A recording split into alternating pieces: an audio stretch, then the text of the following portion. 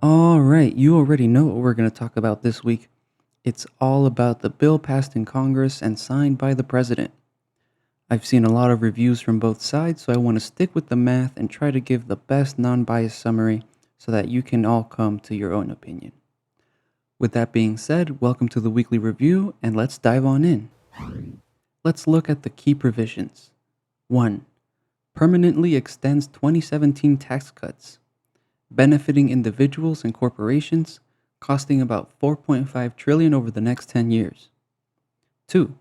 No tax on tips and overtime, exempting up to 25k in tips and 160k in overtime annually for incomes below 150k. 3. Raises SALT deductions up to $40,000, phasing back to 10k by 2030, benefiting taxpayers in high tax states. 4. New car loan interest deduction, up to $2,500 annually on US made vehicles, as long as you have a below 150k income. 5. Medicaid cuts, totaling 0.9 trillion via work mandates, stricter eligibility, and provider tax limits. 6. SNAP reductions of 0.3 trillion, higher work requirements, and increased state cost share. 7. Defense spending increases by 150 billion for the military over the baseline. 8. ICE and immigration enforcement funding. It adds 175 to 300 billion for enforcement and border initiatives. 9. Cuts to clean energy incentives.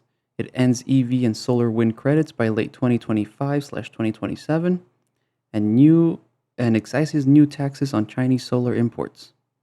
And lastly, 10, the debt ceiling bump of up to 5 trillion, accommodating deficit increase due to tax cuts and spending changes. Now let's take these provisions and analyze the fiscal and economic impacts they will have. With the tax cuts, the government will be taking in less revenue, so how will they pay for everything? The answer is more borrowing. So here's the math. The big beautiful bill boosts projected GDP growth from 2% to 2.4% per year over a decade. That compounds, taking us from a baseline of 34.1 trillion to 35.4 trillion in GDP at the end of the next 10 years, versus the 28 trillion we're currently at. That's about $1.3 trillion in extra economic output. Sounds great, right? But here's the catch.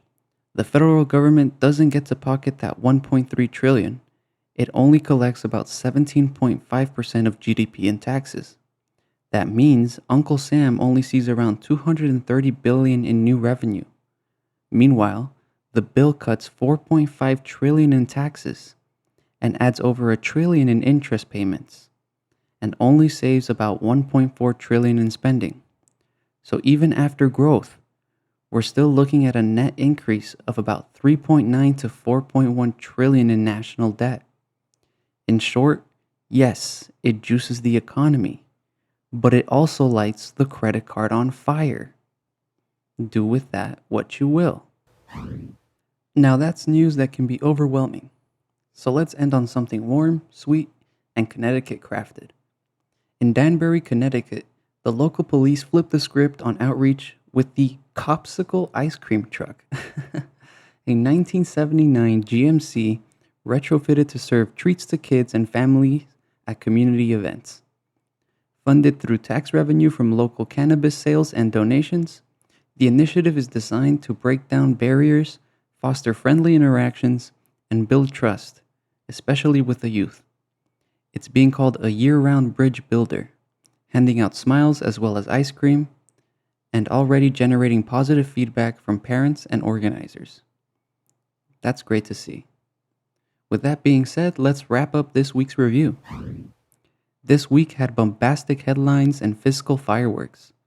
But let's not forget, real progress can come in the form of ice cream trucks and trust-building programs. While the big beautiful bill redefines budgets, the Copsicle truck reminds us there's room for warmth in policy and policing. With the weekly review, I'm your host. Thank you for spending some time with us, and we will see you next week.